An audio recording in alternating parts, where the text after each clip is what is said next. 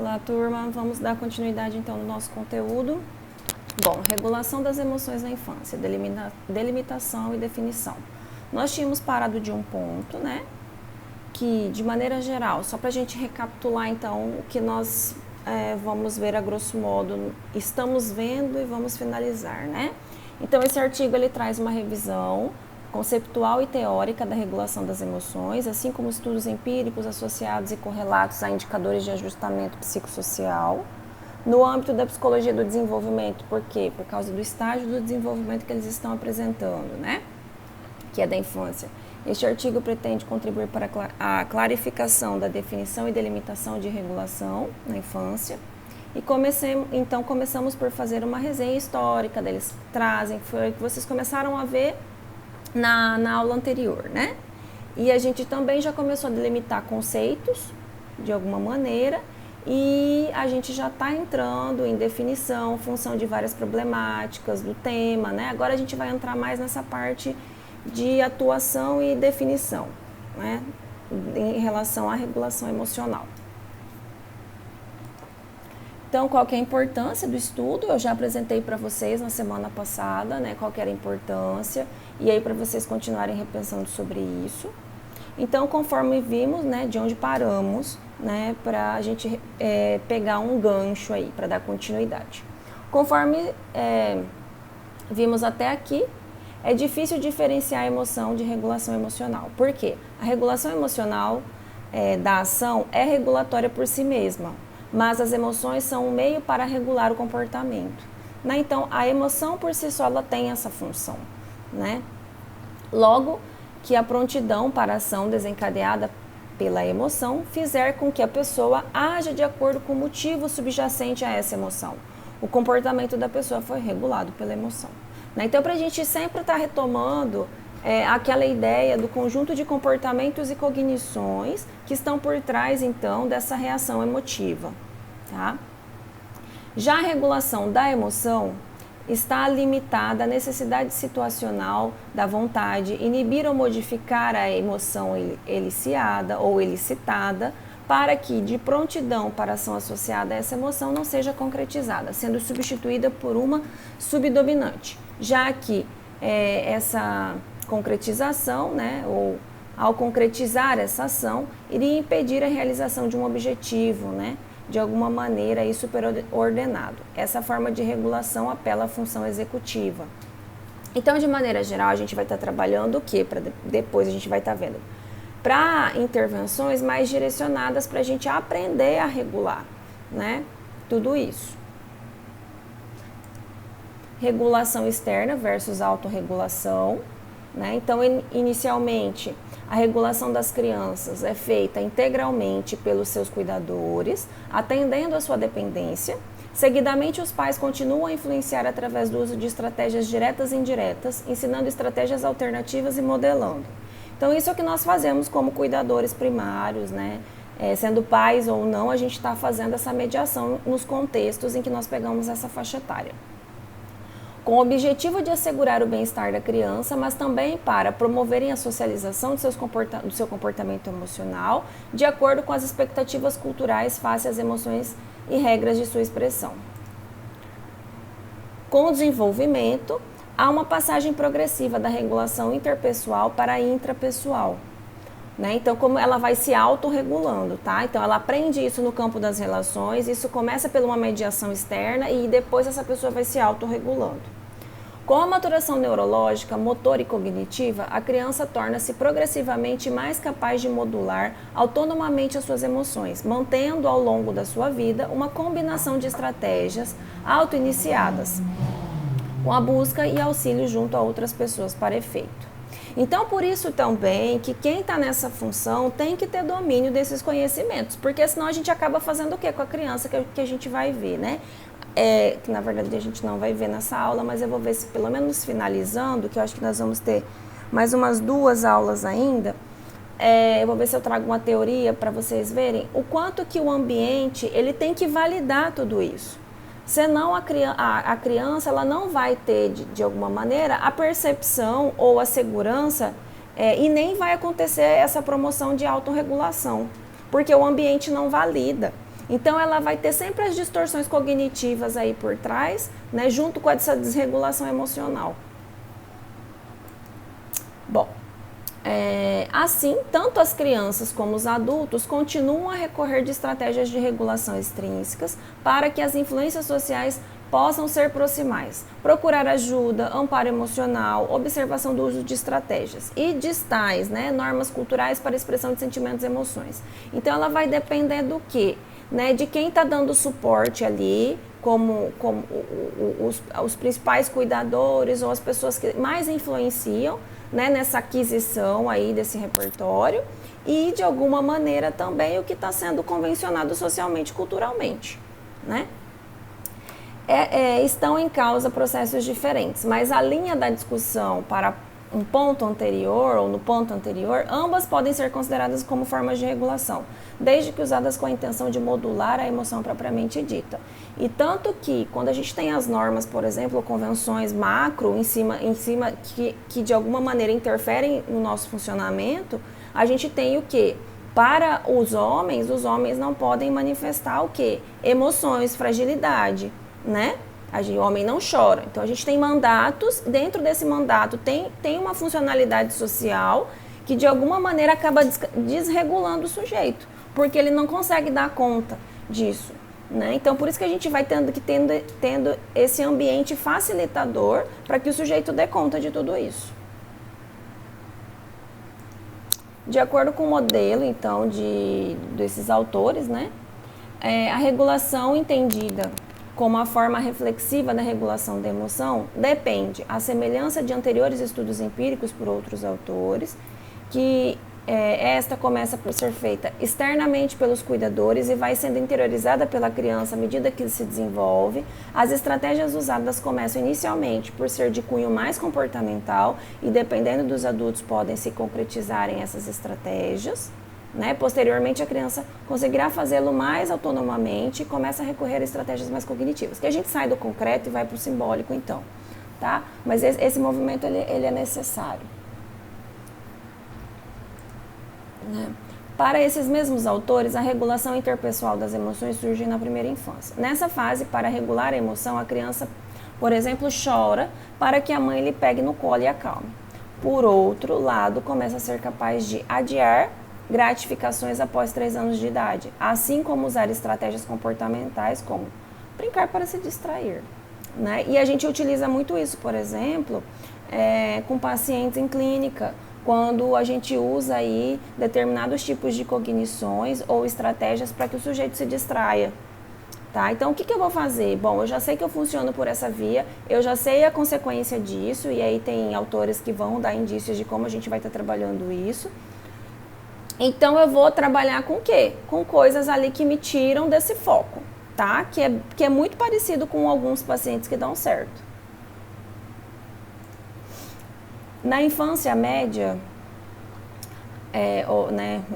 na terceira infância, né? A criança consegue modelar conscientemente a expressão das emoções, de forma a cumprir normas e expressões, embora já o faça previamente sem consciência.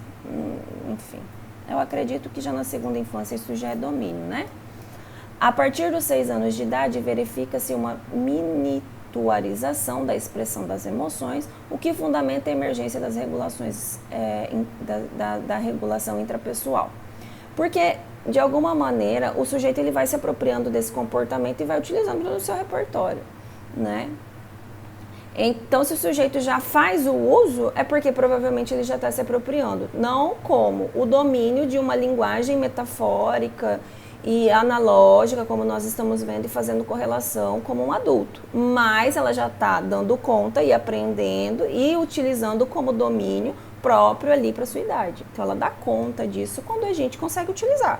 Quando nós já utilizamos isso, nós estamos tateando e ampliando o nosso repertório. Mas por quê? Porque a gente já tá de alguma maneira, consolidando esse processo de aquisição. Entre 6 e 8 anos de idade, dá-se uma mudança fundamental. Verifica-se uma transição de uma compreensão comportamental para uma compreensão mental das emoções. Assim, após essa transição, a criança começa a adotar estratégias de regulação de cunho cognitivo, reavaliação e reestruturação cognitiva, né? E mais, capaz de regular autonomamente as suas emoções.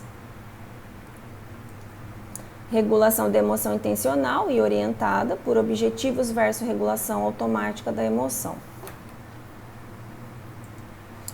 Ao considerar a consideração da regulação orientada por objetivos é delimitada pela existência de objetivos na concretização de uma determinação da ação, com o intuito de regular a emoção e, simultaneamente, alcançar um outro objetivo. Por exemplo, continuar a interagir com uma outra pessoa ou realizar uma tarefa escolar. Para tal, é necessário que tenha havido uma ativação emocional. Se perante um determinado evento potencialmente elicitador ou eliciador de estresse, por exemplo, saída da mãe, entrada de um estranho, a criança se mantiver calma, a mesma não se envolve com esse processo. Não se envolveu, né? Já que a situação não desencadeou em si uma emoção. Daí a relevância de se destrinchar, então, né, os conceitos de reatividade emocional e regulação emocional. Então, Ensberg e Spinner que consideram que a autorregulação da emoção envolve uma ação voluntária e com esforço usado com a intenção de alterar a emoção e o comportamento associado. Clarificando essa operação, não é necessário totalmente consciente, né? Então, nem sempre ela é total consciente. Por quê? Porque a emoção vem. E às vezes você tem que, de alguma maneira, aprender a regular justamente quando ela dá essa entrada. Né? Porque você regula o quê? O comportamento e através disso vão trazendo as modificações. Importa antes considerar que as cognições, atenção e comportamento envolvidos são alvos de controle voluntário e não são meramente automáticos ou reflexivos como são no domínio da emoção pura. Então é isso que eu falei. A gente vai estar trabalhando com a reestruturação cognitiva, com a mudança comportamental do sujeito. E automaticamente, a gente percebendo essa necessidade do sujeito, ele vai se envolvendo com outras emoções. Né? E essa é uma atividade intencional. Ela é diretiva nesse sentido.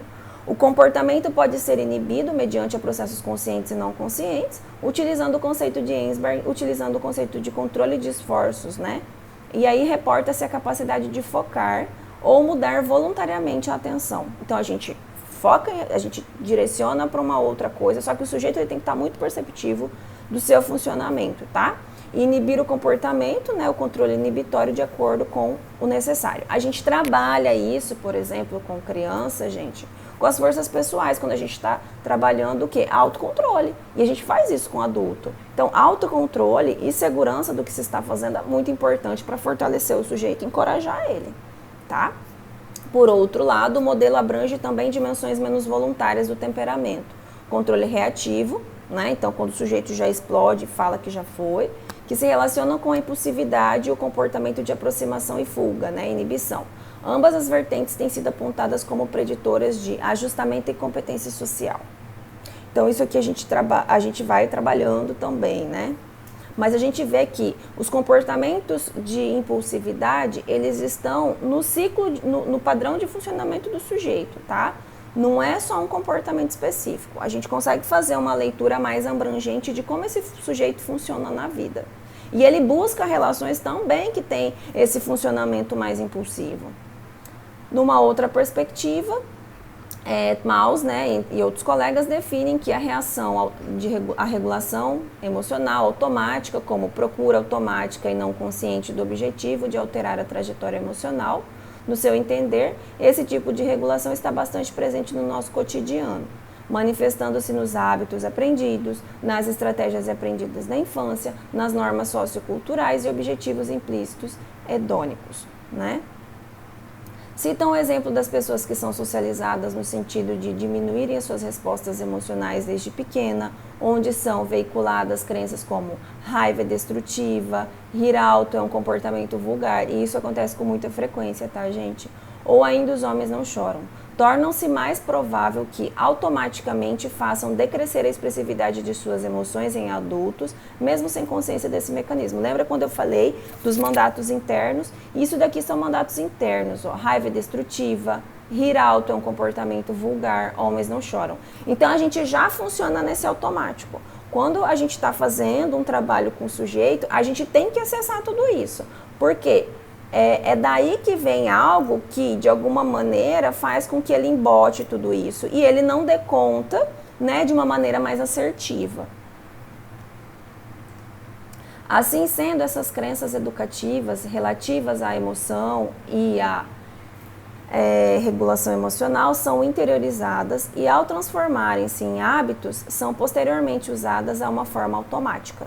Relativamente a estratégias usadas, elas poderão ser muito semelhantes à de regulação emocional explícita, sendo diferenciadas apenas pela inconsciência ou pela consciência de cada um por parte da pessoa. Mudar o foco da atenção, reavaliar a situação, ruminar ou negar cognição da situação. Esses autores creem que, mesmo sendo inconsciente, esses processos envolvem regulação e não apenas reatividade emocional. Então, o que a gente tinha antes, que isso é bem legal para a gente ampliar a nossa perspectiva do assunto. Então, o que a gente tinha hoje, que o sujeito tem uma alta reatividade, pelo contrário, ele está tentando se regular. A gente vai entender o quê? Se isso é funcional ou disfuncional para ele, tá? Isso daqui, ó, gente, ruminar e negar cognitivamente a situação é muito comum a gente pegar em clínica, tá? Principalmente para pacientes ansiosos. Bom, esse tipo de regulação é de mais fácil avaliação do que regulação intencional e consciente, atendendo a que a pessoa não tem consciência do controle que exerce sobre a emoção, né? Situação esta que é amplificada quando nos reportamos a crianças que por si já manifestam dificuldades em verbalizar as estratégias conscientes. Ele não sabe como isso acontece. E isso é muito comum, a gente psicoeduca a criança e o adulto também. Por mais que a gente veja isso aqui, que é uma forma preventiva de trabalho, que está correlacionado lá com aquele nosso primeiro texto sobre emoções, a gente faz essa perspectiva de trabalho com os adultos. Bom, para Thompson, então, na regulação estão envolvidos processos de monitorização, avaliação, tanto as estratégias conscientes como as inconscientes, que têm impacto relevante, tá? Em termos desenvolvimentais, por exemplo, as crianças pequenas mostram-se emocionalmente pouco controladas, já que, por um lado, não têm as capacidades meta-emocionais que lhes permitem monitorar as suas emoções, tendo em vista os seus objetivos. Por outro, suas avaliações são limitadas à forma como querem sentir, uma vez que considerarem as consequências a longo prazo dos seus comportamentos emocionais. Elas conseguem já identificar, gente. Eu trabalho com crianças pequenas, eles têm essa dificuldade de fazer realmente essas avaliações, né? Porque aí a gente vai trabalhando muito mais com adolescentes e adultos. Mas cada um tem. Quando a gente trabalha criança e adolescente, a gente vai considerar o quê? A fase do desenvolvimento do sujeito, tá? Porque aí a gente sempre considera, então, as variáveis aí desse estágio. E as próprias limitações, enfim, né? E o quanto que a gente pode expandir tudo isso. Mas eles aprendem sim, tá? É uma coisa fantástica quando você trabalha com crianças muito pequenas também. 4, 5 anos é muito legal o trabalho. E quando o ambiente, ele acolhe e valida tudo isso. Esse é o mais importante pra gente, porque esse é o norte, que é o que a gente vai ver agora, de que as crianças sabem discriminar algumas coisas. Mas o adulto, ele também tem que estar preparado para isso. Deixa eu ver. Bom, Thompson então reforça ainda que esses processos podem ser mediados externamente através dos processos de socialização da emoção. Além disso, o temperamento e suas experiências de vida podem ter o seu impacto sobre esses processos. Por exemplo, as crianças temperalmente inibidas ou que foram maltratadas partilham de uma hipersensibilidade antecipatória a pistas de ameaça ou perigo, levantando-as a ter dificuldade em gerir emoções negativas associadas. Sim, porque esse é o gatilho, e aí o sujeito se coloca numa situação de vulnerabilidade ou de insegurança, e aí ele vai se comportar como ele tem como comportamento de defesa. Né? Como a gente viu lá, os primeiros estudos de Freud, faz muito sentido tudo isso. Ele vai utilizar os mecanismos de defesa dele. Diminuição, então, e modulação. A regulação adaptativa da emoção envolve a habilidade de experimentar emoções genuínas e expressar essas emoções de uma forma que permita indivíduos para cumprir seus objetivos de regulação emocional, bem como outros objetivos importantes, por exemplo, segurança, manutenção de interações sociais positivas e competência percebida, né? Isso é muito legal, porque assim, às vezes eu tenho muita vontade de fazer trabalhos com famílias sobre isso. Porque quando você pega, por exemplo, o que a gente viu no slide anterior, de crianças em situações de vulnerabilidade, que é um dos textos que eu tenho, que eu vou ver se a gente consegue trabalhar, crianças em situações de violência, por exemplo, e não violência, né? Ou já passaram, na verdade, por situação de violência, se você não consegue, se o ambiente é muito invalidante, como é que você vai trabalhar isso com a criança? Então você precisa trabalhar isso de forma sistêmica. Não tem condições de você trabalhar com uma pessoa, com uma criança, e que a família não venha, né? Então a gente precisa fazer esse trabalho com todos os que estão envolvidos, não é só com o sujeito, porque é o ambiente que eu preciso que também dê conta de acolher e validar esse sujeito, né? Então eu tenho que promover também condições para isso. O trabalho, então, ele é mais amplo, né? Quando a gente está falando com crianças. Até o adulto, ele consegue sair do ambiente, por exemplo, quando ele vivencia situações para ele que são muito desconfortáveis. Então ele consegue sair, ele consegue dar uma volta. A criança não, ela depende do adulto. E como é que a gente vai promover isso? A gente tem que trabalhar a nível familiar. Não tem como. Né? E o que a gente faz em situações de violência? A gente tira a criança do contexto. Bom, assim pode ser adequado usar estratégias de manutenção ou elevação de ativação emocional, em situações como as seguintes. Para as estratégias de manutenção, vejamos dois exemplos. A manifestação de raiva, quando uma criança sente medo perante a ameaça de um agressor ou bullying, né? Ou sentir pena de si mesma quando se sente tratada de forma injusta. Em ambas as situações, a energia facultada para ativação emocional pode servir propósitos de funcionamentos adaptativos. Enfrentar um bullying, por exemplo, não demonstrando medo, e restaurar a justiça, respectivamente, né? Então, assim, de alguma maneira a gente entender qual que é o funcionamento desse sujeito e como que ele dá conta, tá? Já para as estratégias de elevação da expressão da própria experiência emocional, podemos citar o exemplo de que a criança usa a elevação da emoção positiva para gerir o afeto negativo e se pode afirmar perante perante o ofensor quando sente medo. Então, trocar às vezes eliciar uma emoção quando a outra está ativada para eu tentar regular isso. Só que, gente, isso daqui a gente faz com adultos e a gente precisa regular, por exemplo. Essa situação de bullying aqui e que o sujeito, ele dá conta, tem preparo, tá? Primeiro que quando tanto um adolescente quanto uma criança e até um adulto que rememora, que recorda suas memórias, por exemplo, eles se sentem fragilizados. E você encorajar ele para que ele tenha um senso de justiça, primeiro que você tem que detectar que seja isso, tá? Em que ele precisa estar quites ali com ele e encontrar estratégias para que ele estabeleça justiça perante isso, né? Mas, enfim, aí são várias condições que também o ambiente em que ele está, ele dê conta sozinho disso. E aí a gente vai depender de trabalhar com texto, né? Porque se o contexto é invalidante, é aversivo e é violento, né? É agressivo, né? Ou é aversivo para ele, vai depender de uma rede de apoio para isso dar conta.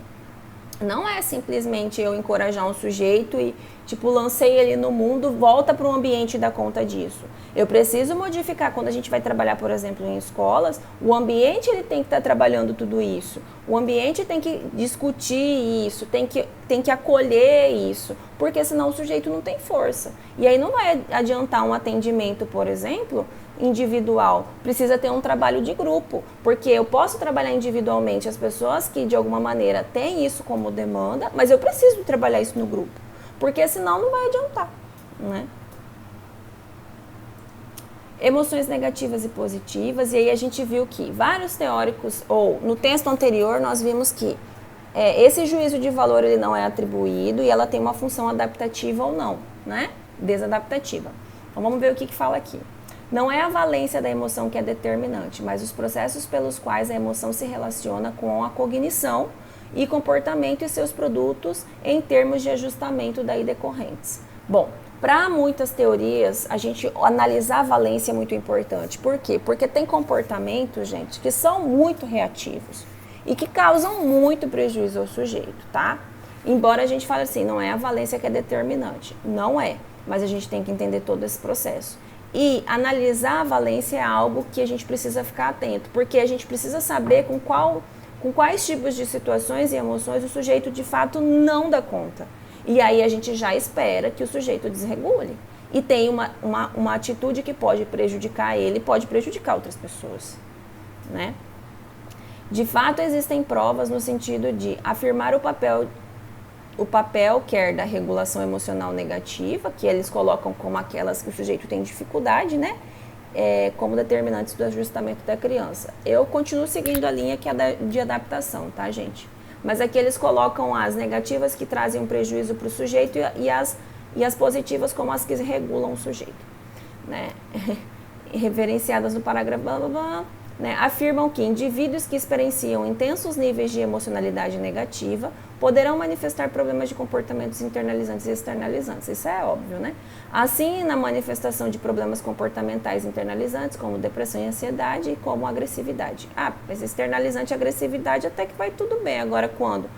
Que forma que é isso aqui no comportamento? Eu gritar, eu sempre estar falando muito alto, eu provocar brigas, eu começar já a ir para o comportamento de violência, isso é uma coisa que traz prejuízo. Manifestam emoções mais extremas e mais frequentes, tendo uma significativa dificuldade em dissipar as emoções negativas, acalmar-se, conter a raiva, tristeza e medo. A desregulação das emoções positivas, né? E aí eu não sei, gente, se é uma desregulação das emoções positivas, tá? Eu não concordo muito com essa ideia. Por quê? Porque a gente não tem uma supremacia, né? É uma preponderância. Não é uma hierarquia de emoções. Não existe isso, né? A gente entra em contato com várias emoções, então não tem uma que seja melhor que a outra. Todas são importantes e são adaptativas, ou a gente tem que entender qual que é a funcionalidade disso.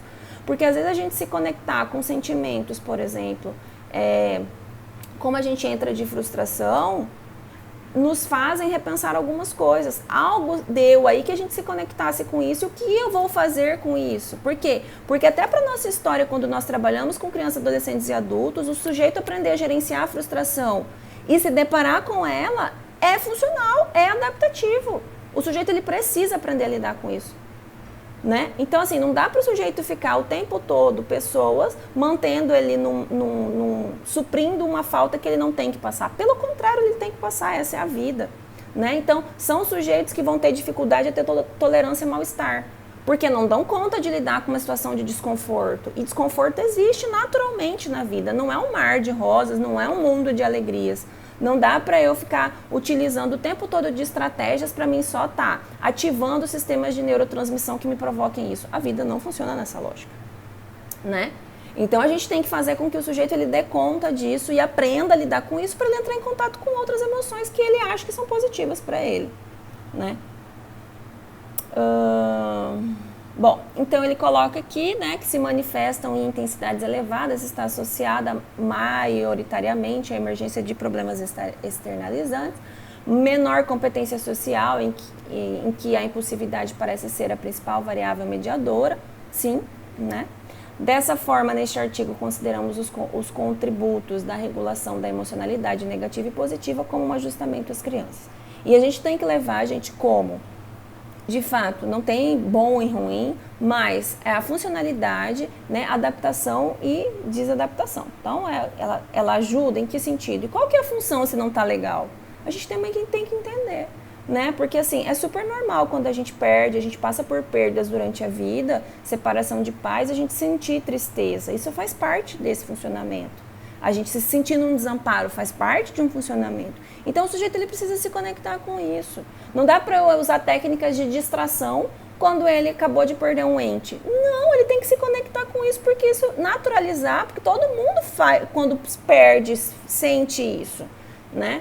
Então, não é fazer com que o sujeito ele saia por essa via, pelo contrário. Hoje a gente tem técnicas que fazem com que o sujeito se conecte com isso e a partir disso que nós vamos fazer, né? Então, vivenciar esses momentos. Também, tá, gente?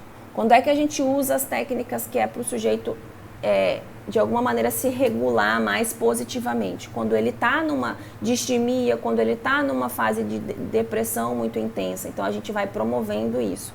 Ou quando a gente está falando de situações de medo e ansiedade frequentes, para a gente estar regulando e vendo que o sujeito é possível. É possível, tem isso, mas olha o contraponto, tá? Mas nunca anulando e deixando que ele vivencie isso, porque isso faz parte do quê? Da nossa vivência enquanto humano.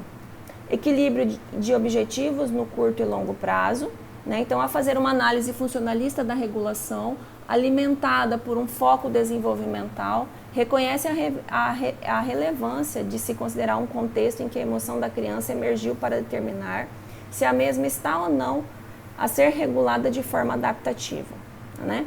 Assim, esforços regulatórios que conduzem a comportamentos socialmente inadequados não são necessariamente frutos da emoção desregulada, mas antes fruto dos objetivos da criança serem diferentes dos do observador. Dessa forma, o psicólogo necessita tomar a perspectiva da criança, de ter a noção de que os objetivos de regulação junto aos pares e os adultos são diferentes. Sim. A questão do equilíbrio entre os objetivos da regulação do curso a longo prazo e sua relação com as exigências situacionais, por vezes é uma faca de dois gumes, como refere-se a Thompson, né? Especialmente junto às crianças de risco. As estratégias que são mais adaptativas para alcançar objetivos emocionais imediatos tendem a tornar essas crianças mais vulneráveis a problemas de longo prazo. Na idade escolar, as crianças filhas de mães deprimidas tendem a ser menos eficazes e regular as suas emoções do que aquelas que são filhas, por exemplo, de mães não deprimidas, assim como tendem a ter menos confiança nas suas capacidades de regulação. Elas tendem a usar mais frequentemente estratégias de evitamento e comportamentos negativos, né, como agressão, que eles trazem consequências adversas no seu ajustamento social.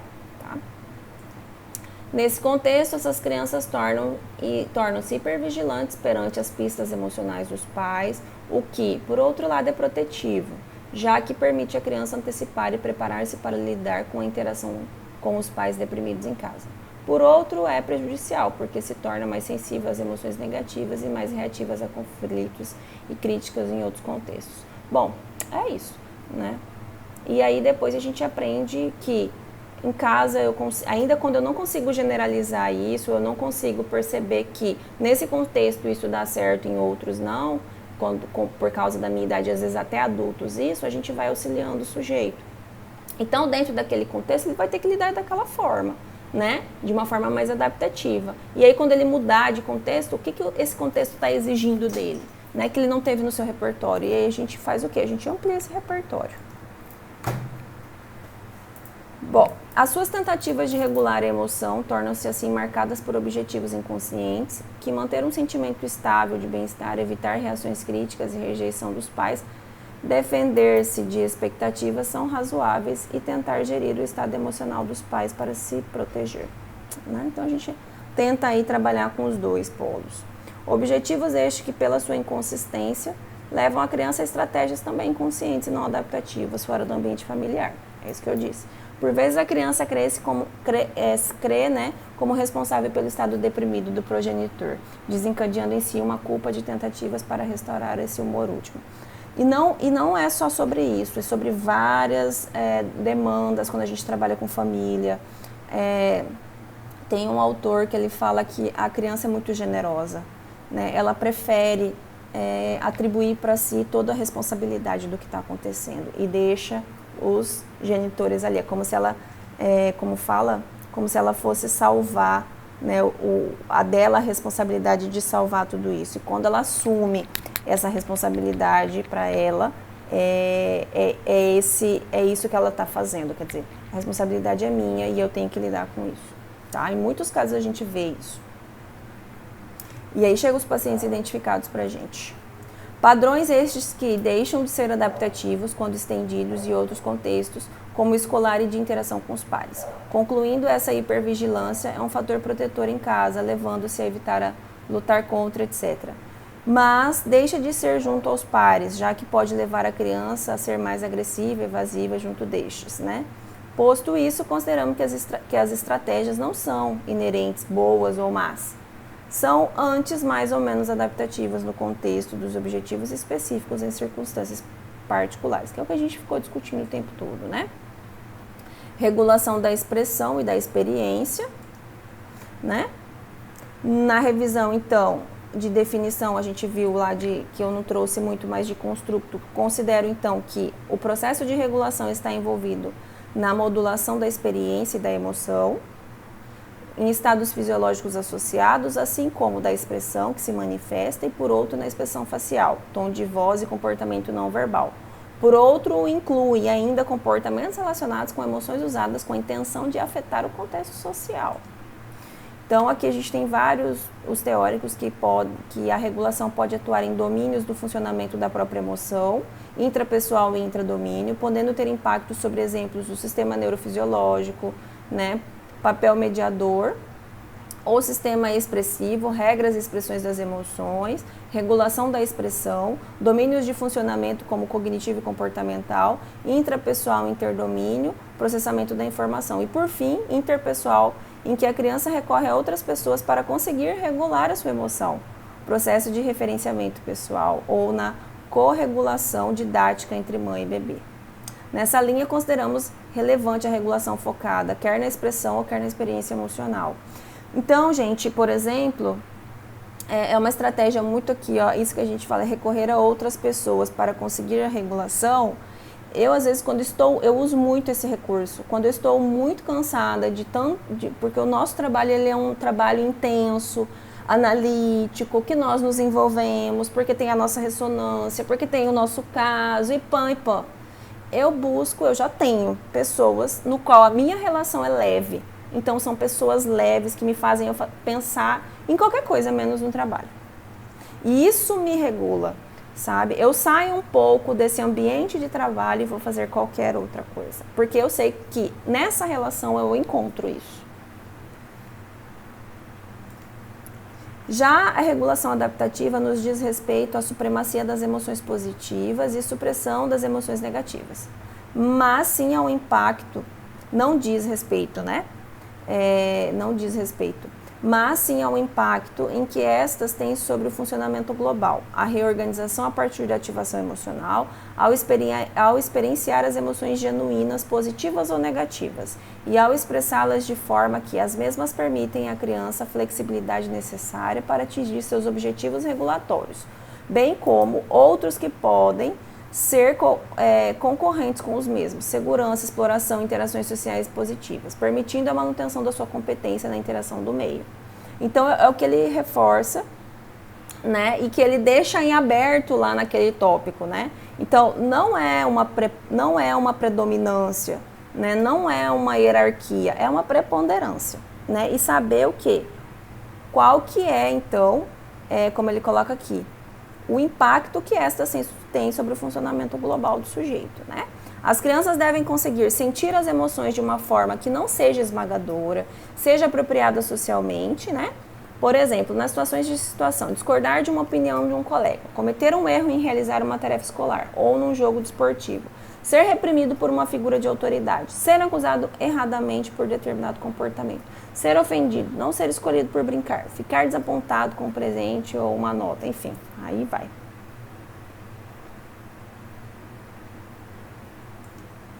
A desregulação das emoções envolve o uso sistemático e flexível de padrões e estratégias de regulação, que interferem significativamente com a adaptação presente e futura, a competência na realização das tarefas, contextos espaciais e temporais diferentes. Então, é uma generalização disso para outros contextos, mas eu preciso trabalhar essas forças, eu preciso trabalhar as emoções, eu preciso trabalhar as cognições, eu preciso trabalhar o comportamento, senso de competência da criança que é capaz. Isso não é só com crianças, isso é com adultos. Esses padrões têm impacto negativo em outros sistemas psicológicos, causando disrupção ou diminuição do funcionamento dos mesmos, impedindo como diferente intensidade a manutenção dos objetivos pessoais da interação com o ambiente e sua integridade e bem-estar emocional, né? Ou seja, o mecanismo de regulação vai direcionar os recursos da criança, por exemplo, a atenção e o comportamento, para a função adaptativa da emoção e para a sua regulação, modelando o comportamento que é relevante para essa função e desregulando o comportamento que lhe é irrelevante ou a oposição. Então a gente vai fazendo o quê? Eu não falo desregulando, eu vou fragilizando a cognição e eu vou fazendo, porque eu não tenho um nível rápido de ativação comportamental. Não é assim que funciona. Eu preciso fragilizar a cognição, fazer com que ela experimente outras emoções para que daí tenha mudança comportamental. Por exemplo, uma criança que esteja aprendendo uma nova tarefa escolar, tentando focar sua atenção sobre a mesma, se sentir ansiedade, irá alterar o seu comportamento de forma com que esse objetivo principal passe a ser a diminuição desse estado emocional, em detrimento de uma aprendizagem. Ainda como indicadores de desregulação, considera-se a utilização perseverante dos mecanismos regulatórios e a sua ausência, quanto esperado pelo nível de desenvolvimento da criança e pelas exigências da situação. Assim sendo, o que distingue os processos regulatórios normativos de um funcionamento desadaptativo regulatório global é a utilização da forma transversal e pouco flexível dos mecanismos regulatórios, de forma continuada, ou que impedem outros sistemas comportamentais de cumprir suas funções, né? Então, é essa transposição, né? É essa generalização que às vezes eu vou utilizar. Integração, assim face ao advento ou ao aventado anteriormente, né? No caso no texto, fazendo uma conexão, consideramos que a regulação é um processo expurgável da emoção na medida em que a primeira constitui uma forma de modelar de forma intencional e automática, e a segunda tendo vistas uma determinada meta funcional e adaptativa, que é superordenada à tendência de ação gerada pela emoção. Dessa definição, excluímos a regulação emocional da ação, ou seja, o uso da emoção para obter determinados ganhos cognitivos ou comportamentais. Essa regulação pode debruçar-se sobre emoções negativas e positivas, sobre a expressão e a experiência emocional, usando meios e estratégias internos e externos do sujeito, né? A regulação da emoção consiste nos processos extrínsecos e intrínsecos responsáveis por monitorar, avaliar e modificar as reações emocionais, especialmente nas suas intensas características temporais, por cumprir seus objetivos. O Thompson, então, ele considera que a regulação procura operar variações na intensidade, persistência, modulação, começo, rising time, né, escopo, labilidade, tempo que dura, tempo de recuperação, né? Então, quanto tempo você volta para uma tranquilidade, uma homeostase, constituem domínios na dinâmica da emoção. E a gente faz isso, né? Destaca o papel das alterações nesses componentes na emergência da psicopatologia, além da presença elevada da emocionalidade. No processo de regulação estão envolvidos as seguintes competências. Vamos lá. Interpretação das expressões faciais e comportamentos da emoção, né? Isso aqui com criança. Clareza na expressão das emoções, consciência das próprias emoções, conhecimento e compreensão delas. Compreensão dos ativadores e consequência da expressão de determinada emoção em seu contexto. E capacidade de gerir intensidade, né, em que sente e expressa a emoção. Então, aí são esses 5 domínios que a gente vai estar trabalhando. Isso a gente faz com criança, mas isso, dependendo, a gente faz com adultos.